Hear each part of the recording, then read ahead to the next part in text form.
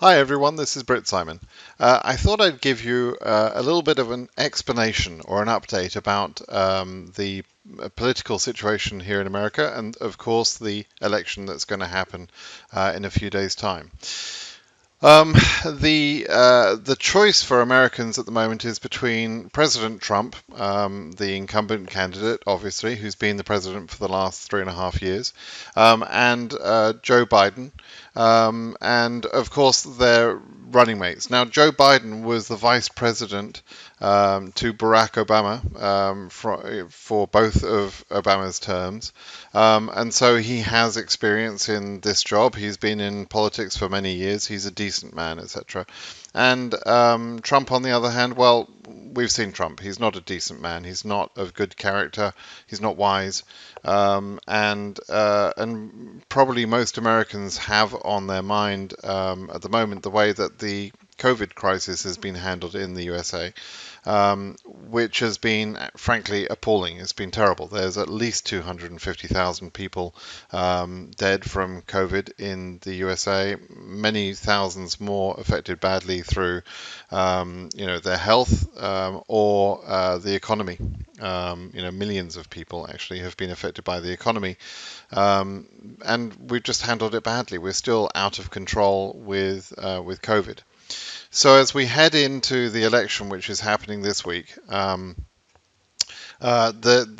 country will have a choice to make between a decent man and his running mate Kamala Harris, and Trump and Pence, who have not done a great job in various ways. Now, Trump will repeat lots of, frankly, lies about his accomplishments during his time, and a lot of people in America believe those lies. They generally are watching a selection of media, right-wing media, Fox News, Breitbart, sort of right-wing media, etc.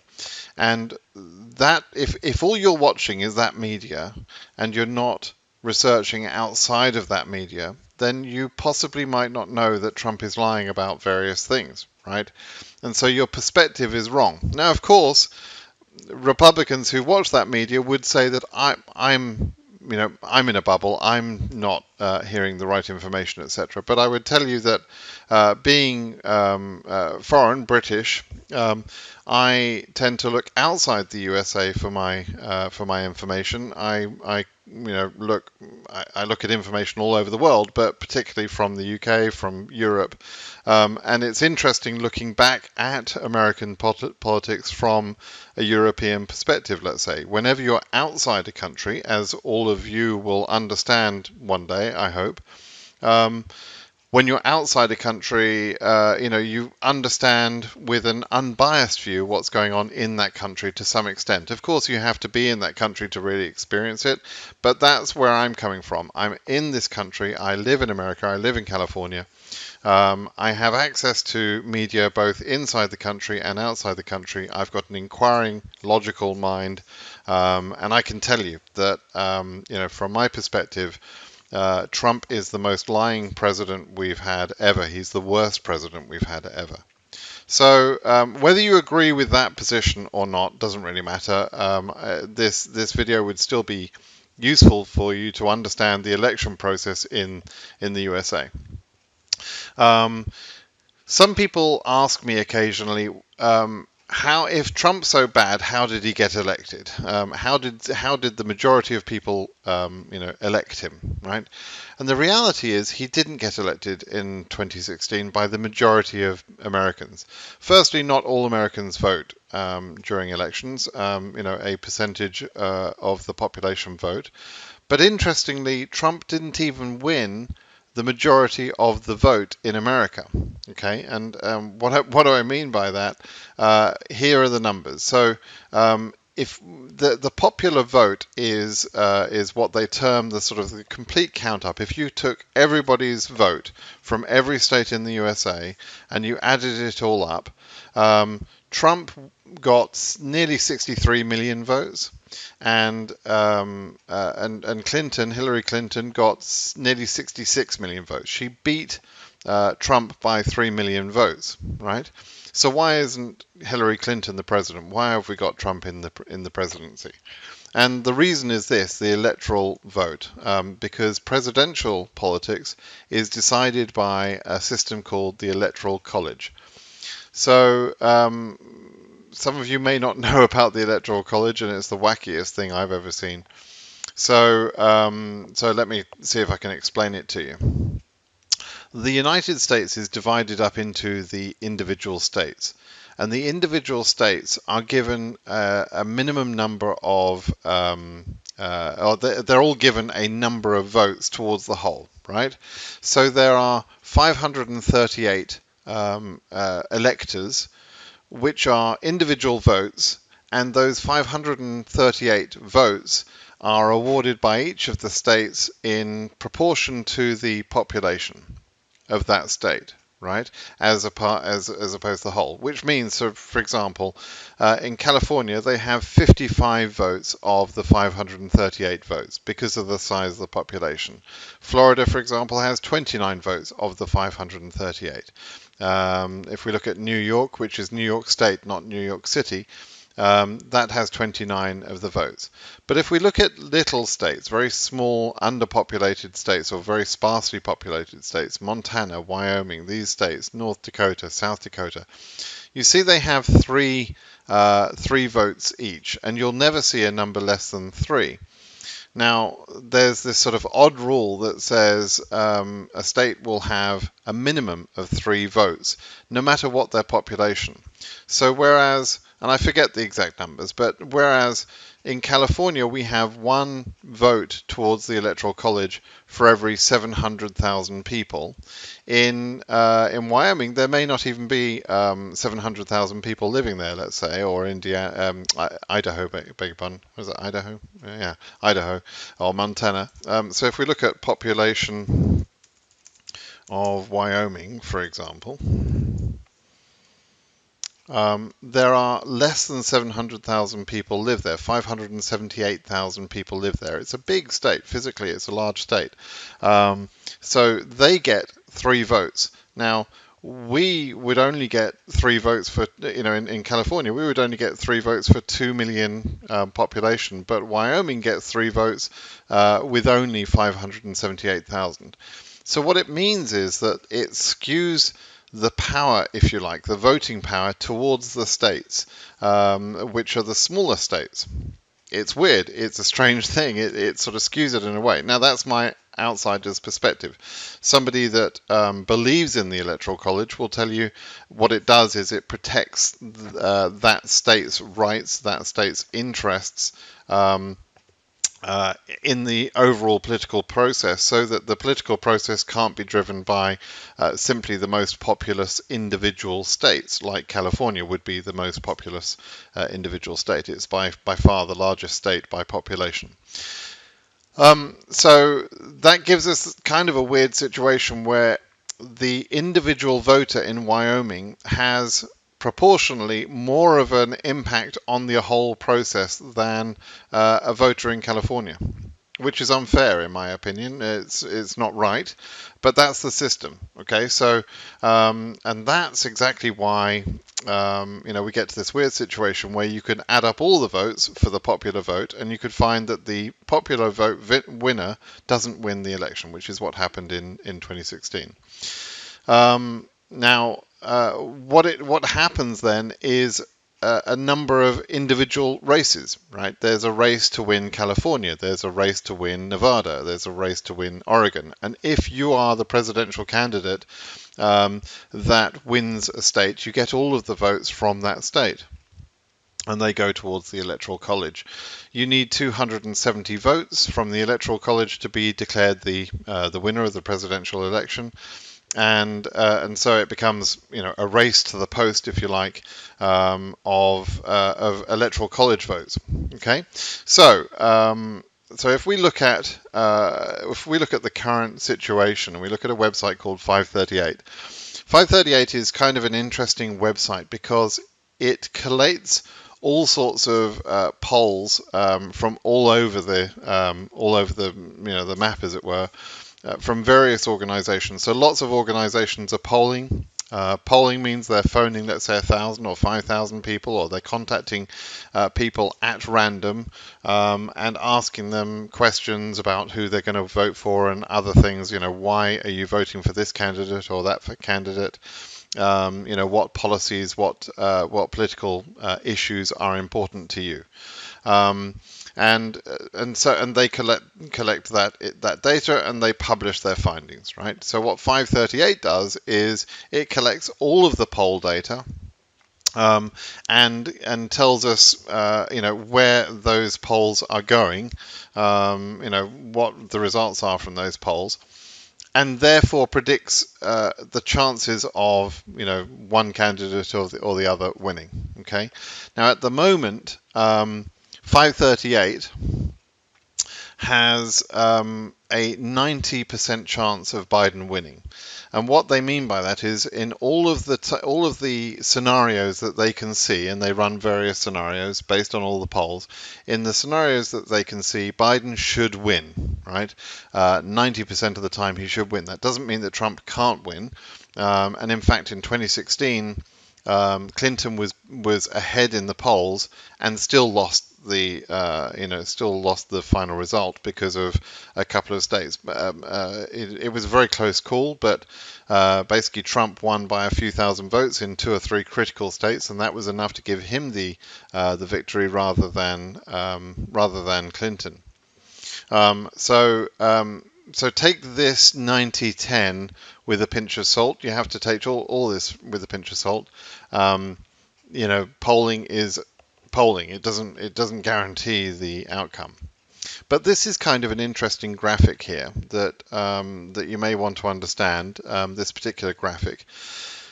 And roughly speaking, what this shows is all of the states that have votes and the number of electoral votes that each of those states have. So, for example, if we look at Alabama, Alabama has 9 electoral votes, and at the moment is 59.4% for Trump and 39.8% for Biden, based on various polls, right? So, and if we look at Alabama on the Electoral College here, it's that one there. AL, there's the 9 electoral votes we're talking about. That's just to show you how that's working.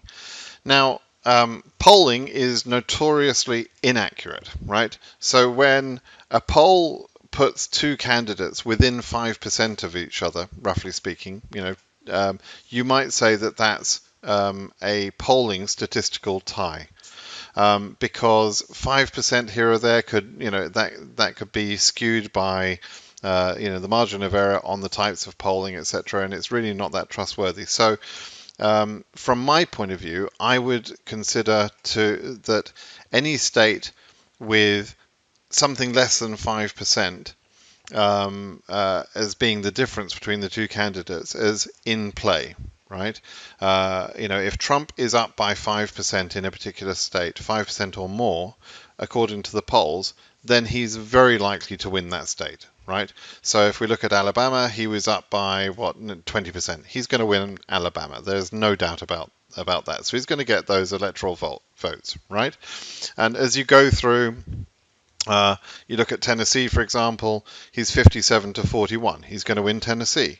You do the same thing, Mississippi, he's 56-42. Again, there's no chance of Biden, catching up there in terms of statistical probability, right? So where it comes down to being interesting is where you get something less than 5% difference. So if we look at South Carolina here, with 9 electoral votes, and by the way, the size of the little block, if you like, on this snake thing, the size of the block is the number of electoral votes that state has, so the importance to the overall process, and then the percentage is shown in the forecasted vote share based on various polls, multiple polls, right?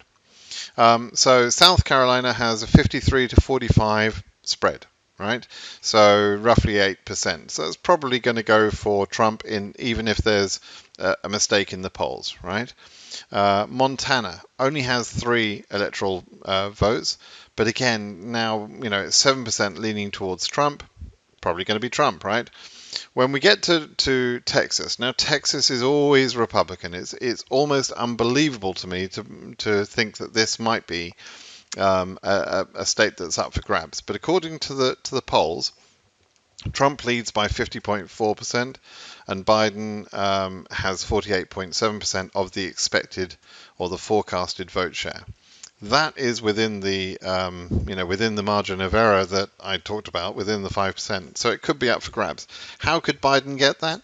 Well, if more people who lean his way come out and vote than expected, and that would be people of color, African Americans, Latinos, etc., of which there are loads in Texas, or young people. Young people tend to vote for Biden more than Trump, or educated people. Trump's this is not so. This sounds like an insulting thing to say, but this is the demographics of forecast. This is the demographics of supporters of Trump. Trump is supported by older, uneducated white people. That if you broadly wanted to describe it, that's where you would lean. You would say not college educated, older demographic, and white. Right? He's not well supported by people of color, African Americans, Latinos, etc. African Americans are likely to vote for Biden 90% of the time, because they vote Democrat. So 90% of the time, and only 10% of the vote goes to Trump, roughly. If you look at African Americans, if you look at women prefer Biden over Trump. Trump has been horrendous about women. I mean, some of the things he's said and done, and his general treatment of women have turned off women. Not unsurprisingly, therefore, women don't like Trump as much as as much as men. So again, if you go back to our demographics, it would be uneducated, white, old, and a male, right? So it would be an old white guy who didn't pass college, that would probably be our ideal Trump voter, and that's actually what you see in reality. So Biden has a chance of getting Texas, right? So that's just Texas. Now, as we go through each of the states, what I can tell you is that all of these states, Texas, Iowa, Ohio, Georgia, Florida, North Carolina, Arizona, Pennsylvania, they're all roughly within the 5% margin of error. The ones that are marked blue lean towards Biden, and you can see that Biden has, several states, and again they go in order of the spread. So, for example, in Georgia, Biden has a 1% advantage according to the forecast, and that's a statistical tie. That could go either way. He may or may not win Georgia. But it's interesting. Georgia isn't normally a Democrat-leaning state at all. It would normally be going the other way. But Trump is such a dividing character, and the COVID crisis has been so awful that this year Georgia might go to Biden. It's certainly close. Same thing with Florida. Florida is a big state, 29 electoral votes, and it's leaning, what's that, 2% difference towards Biden. North Carolina, just a bit more than 2%. Again, wouldn't normally be looking at Democrats, but it's up for play this year. So as we go through, same thing in Arizona. I mean, all of these states, frankly, these are shock states to be leaning towards a Democratic candidate. Very, very shocked states. But the winning line is shown there, 270 electoral votes. So if you look at Pennsylvania as the beginning, so Pennsylvania has a difference of, what's that, 5.1%. And if we look at the next state, Nevada, that has a difference of around about 6.7%. So according to my concept of 5% is, 5% or more means it's safe for that candidate, then Nevada should be safe, right? And safe for Biden. In the same way, Montana is the last state that should be safe for Trump. right? So the states that are up for grab are from Texas through to Pennsylvania. Now, as you can see, once we get to here, Biden, frankly, only needs one of these larger states to get over the line, the 270 electoral votes. So if he gets all of these states that we're predicting here, including Nevada, and he gets one more of these sizable states, Arizona or North Carolina or Florida or Georgia or Pennsylvania or Ohio or Texas, or or perhaps Iowa and Maine's second district and something else, right? So any sort of combination of those get Biden over the 270 line, and then he's the president. Trump, on the other hand, has to have many of these states. He's got to win multiple of these states. He's got to win Texas. He's got to win Iowa, Ohio, Georgia. He's got to win tons of them to get towards the 270 electoral vote line. In fact, he'd have to win. According to this graphic, he'd have to win all of the states that are in play.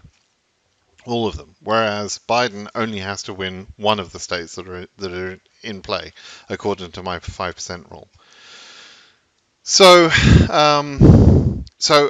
I'm feeling relatively confident that Biden will win the election, this year.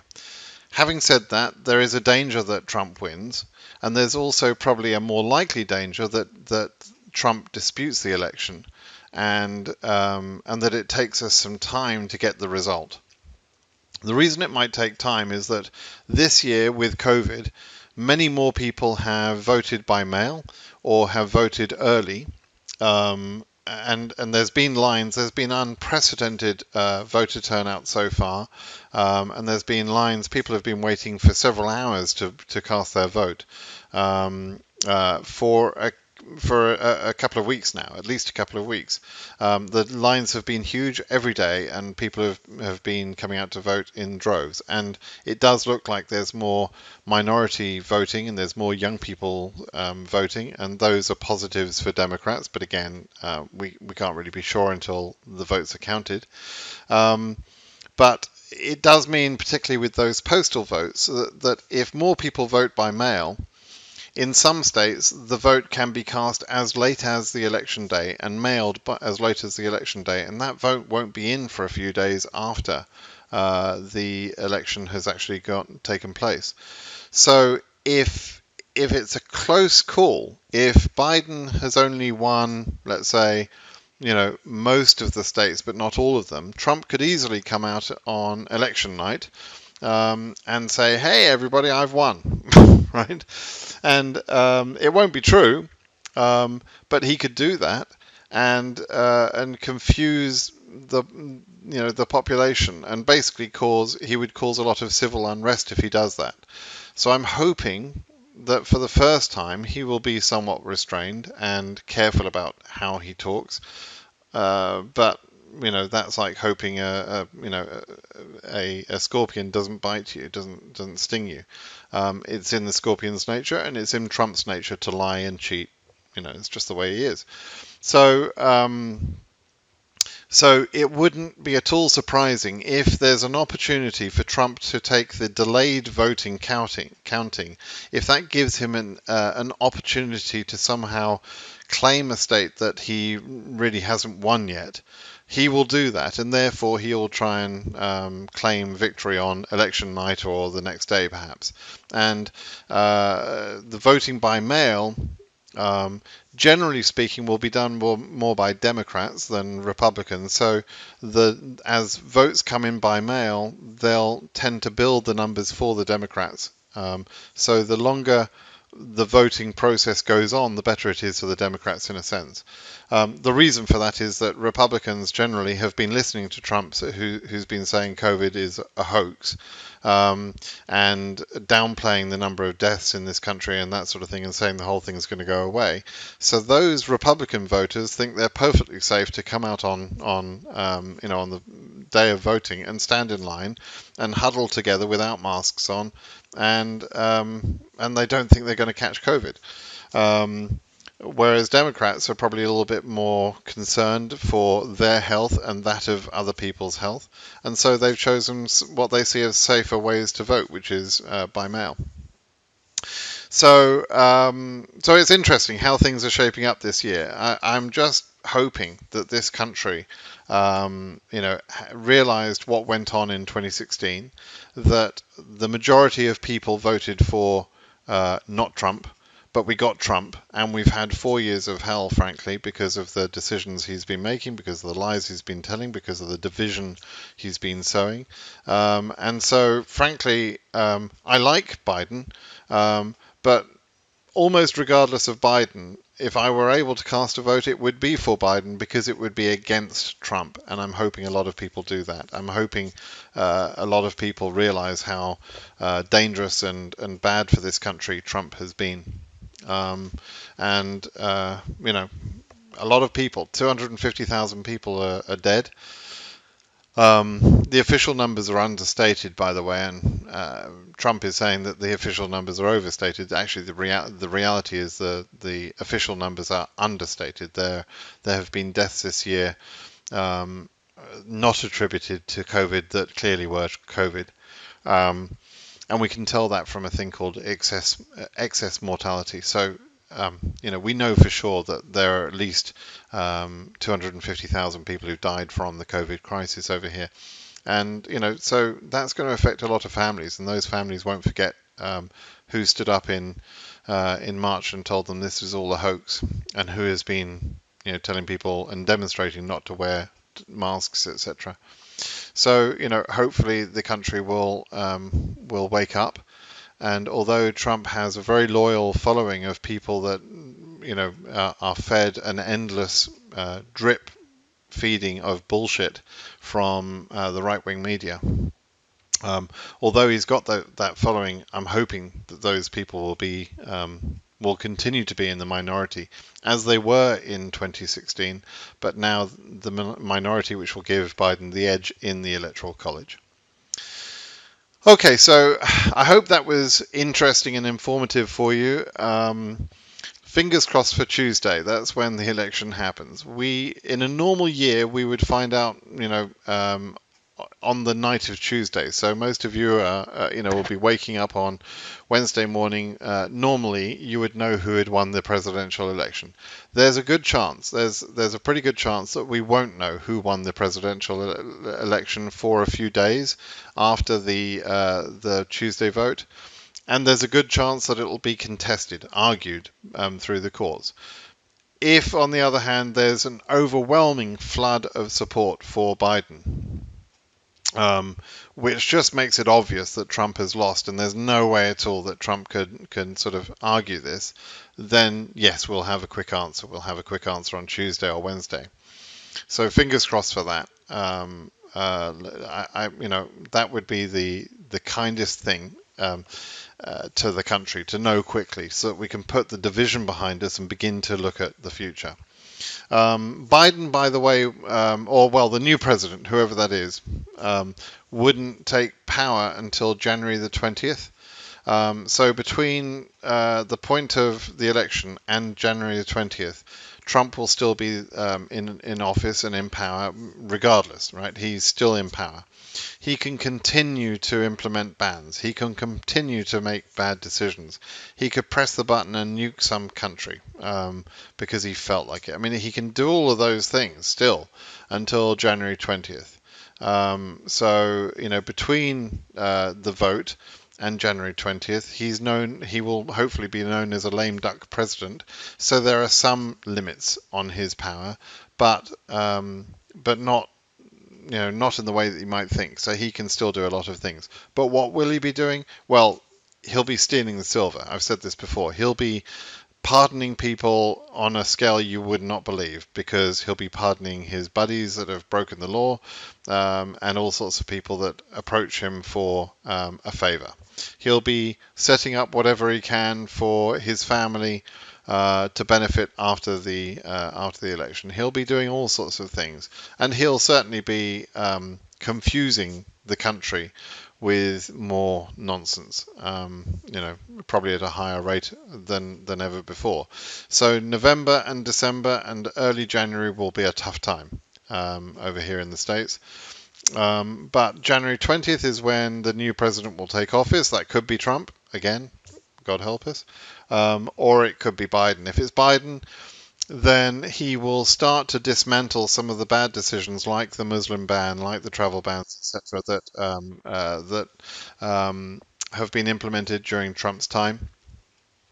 And so that's hopefully that's going to be what we have to look forward to, right? I truly hope so, but we'll see. We'll see what happens between November and January, and then we'll see what happens. Hopefully, with Biden after that point, see how quickly he starts coming through on some of his promises. Okay, all right, everybody. So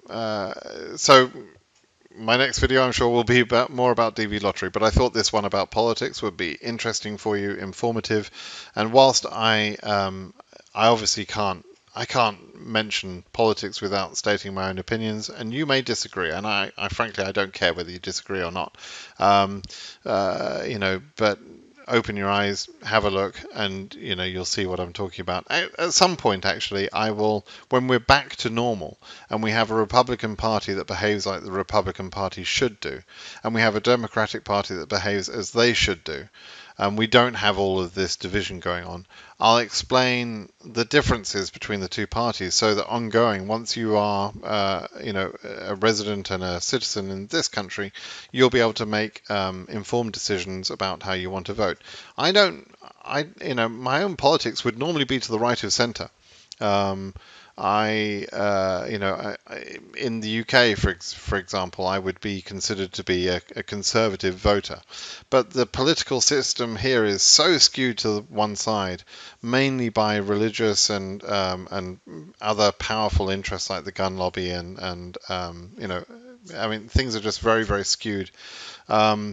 So I'll explain how the positions are laid out between the two main parties. So that you can get a better idea of how you might be aligned. You may be, for example, I don't know, you may be anti-abortion. I'm not. I'm pro-abortion. I don't love abortion, but I recognise that it's a necessary thing that happens. It's a sad thing, but it's necessary in some cases for medical reasons, or for reasons that really the mother should decide. The Republican Party would like to take that choice away from the females. The Democratic Party generally, supports the choice of a female to make a decision about her own body, whereas the Republican Party don't. Right? So on abortion, for example, that's that situation. And on gun rights, for example, the Republicans tend to be more pro-gun and the Democrats tend to be more anti-gun. All of them might support the legal right to own a gun, but the Democrats might be saying that they prefer more gun controls, more restrictions on buying guns, or the types of guns that people can buy, that sort of thing. Whereas Republicans will say, no, I want to be able to buy a tank and a bazooka. Right? I want a fully automatic, weapon. I want it easier. So you can take your own positions. If you believe that everybody should have their own tank, and that guns should be sold in the street to anybody who wants them with no background checks and everything else, then great, you may be a Republican. But right now, Trump has skewed the situation so badly, we can't even see the real Republican Party to see their policies. So we need to get past this period to actually figure out what real politics is about again. Okay, all right. Cheers then, everybody. Please subscribe to the channel. Let me know if you like this video, and let me know if you'd like other sort of content like this that would be helpful to you. All right, bye bye now.